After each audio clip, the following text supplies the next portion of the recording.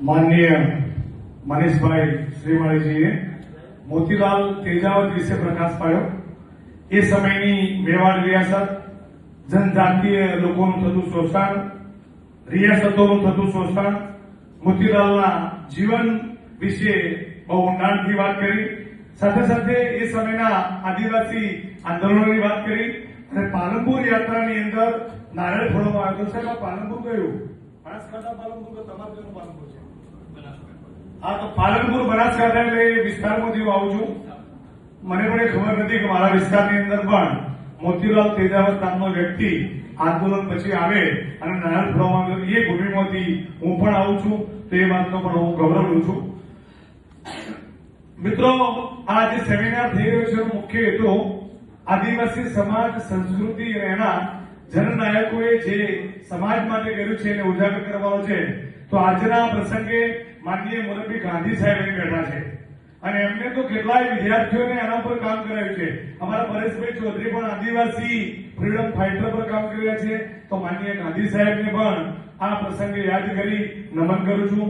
બીજા અમારા ચંદુભાઈ ચૌધરી કે જેઓ ટ્રાઇબલ ગુજરાત સરકાર ટ્રાઇબલ વિભાગ ટીઆરઆઈ કહેવાય છે એના વડા છે અને કાલ વાત કરતા હતા કે અમારી પાસે 4 કરોડ રૂપિયા ગ્રાન્ટ છે।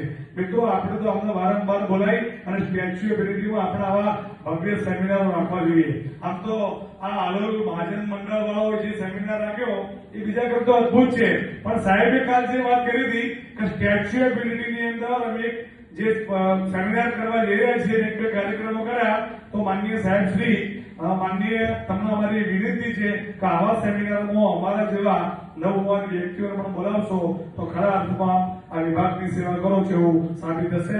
તેવા માનનીય ચંદુભાઈ ચૌધરી સાહેબ કાલથી આપણી વચ્ચે છે અને ગોવિંદ ગુરુ ટ્રાઇબલ જેલ ચલાવીએ છીએ સાહેબ। એમને 2 વખત આમંત્રિત કર્યા પણ અમારી મિસ્ટેકથી અમે તક ચૂકી ગયા, તો જાહેર મંચથી એમની માફી માંગુ છું અને ફરીવાર એમને અમે અમારી શેખપીટી આર્ટ્સ એન્ડ સાયન્સ કોલેજમાં બોલાવી અને એમનું એક મોટું વ્યાખ્યાન આદિવાસી સમાજ માટે શું થઈ શકે એની વાત કરીશું। તો ચંદુભાઈ ચૌધરી સાહેબનો હું આભાર માનું છું। માનનીય યશવંતભાઈ શર્મા સાહેબ, તમને બધાને થતું હશે કે ગોધરાનો પ્રેમ કેમ છે, તો માનનીય શર્મા સાહેબ એ અમારી ગોધરાની પ્રોડક્ટ છે। ગોધરા 22 વર્ષ કામ કરીને સારા પ્રિન્સિપાલ તરીકે માનનીય સાહેબ શ્રી આપ્યા છે, તો એનો પ્રેમ અમને વારંવાર ખેંચી લાવે છે। આજે અમારી ગોવિંદ ગુરુ યુનિવર્સિટીમાં ઇતિહાસનો સેમિનાર છે, એનો મૂકીને અમે 2 દિવસથી અમારા ગાંધી સાહેબ સાથે છીએ। તો આવા માનનીય યશવંતભાઈ શર્મા સાહેબનો હું આભાર માનું છું। જયેશભાઈ વાઘેલા અને સંજયભાઈ જોશી બધા સેમિનારના ભૂકા કાઢી નાખ્યા સાહેબ। તમારું માઇક્રો પ્લાનિંગ અમે પણ સેમિનાર કર્યો પણ આટલો બધો જાગમ જોડ નતો, સ્ટેન્ડ બાય સ્ટેન્ડ નતું ચાલતું। અમારા ગાંધી સાહેબને વક્તાને કહેવું પડે કે 1 કલાક થઈ ગયો, પણ એ તો બધું મિનિટ ટુ મિનિટ ચાલે છે। તો એવા સફળ સુખાની માનનીય જયેશભાઈ વાઘેલા અને સંજયભાઈ જોશીને પણ હું વંદન કરું છું।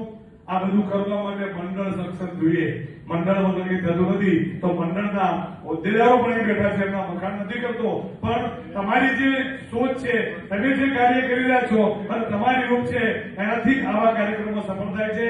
તો મંડળના મંત્રીશ્રીનો પણ હું આભાર માનું છું। બીજું આદિવાસી સમાજનું ઘરેણું અમારા અરવિંદભાઈ પટેલ અને સુધાબેન પટેલે બેઠા છે। ચાલુ વર્ષે શ્રેષ્ઠ પુસ્તક ઘોડિયા લોકવાર્તાઓનો એમનો બેસ્ટ એવોર્ડ મળ્યો। મિત્રો, તાળીઓ થઈ જાય। આવું નાનું કામ જ સમાજને કામ આવે છે, તો એમને પણ હું આભાર માનું છું। અમારા મહેશભાઈ રાઠવા આદિવાસી સમાજ પર સાહેબ બહુ મોટું કામ કરે છે। આ વિસ્તારની 500 થી 700 બહેનોને ભરતી મેળાના માધ્યમથી રોજગારી અપાવી। તો આ સેમિનારનો મુખ્ય હેતુ એ છે કે જ્ઞાન વિજ્ઞાનથી તમે જાણો તો ખરા, પણ સાથે સાથે સ્વરોજગારી મળે અને એવું કામ અમારા મહેશભાઈ રાઠવાએ કર્યું છે। હું એમનો પણ આભાર માનું છું। માનનીય ગાંધી સાહેબ કંટાળા છે, પણ સાહેબ આ કાર્યક્રમો થાય એમાંથી કંઈક પ્રેરણા મળે, કંઈક નવું થાય। બાકી તો વિદ્વાન વ્યક્તિઓ પોતાની વિદ્વતા રજૂ કરે પણ મારા છેવાડા બેઠેલા વિદ્યાર્થીઓને એની માહિતી ન મળે, બિચારા મોબાઈલમાં જ રહે, તો કાર્યક્રમમાં કોઈ હિન્દુસ્તાન થતો નથી। એટલે વારંવાર આ વિદ્યાર્થીઓને પણ કહું છું કે આવા બધા કાર્યક્રમોથી તમે પ્રેરણા લઈ અને તમે પણ ભવિષ્યમાં આ રીતે આવશો તો આ બધું શીખવા માટેનો જે અવસર મળ્યો, અમને બોલાવ્યા, અમારું સન્માન કર્યું, એ બદલ આયોજકોનો આભાર માની વંદન કરું છું। ભારત માતા કી જય, વંદે માતરમ, જય જય ગરવી ગુજરાત।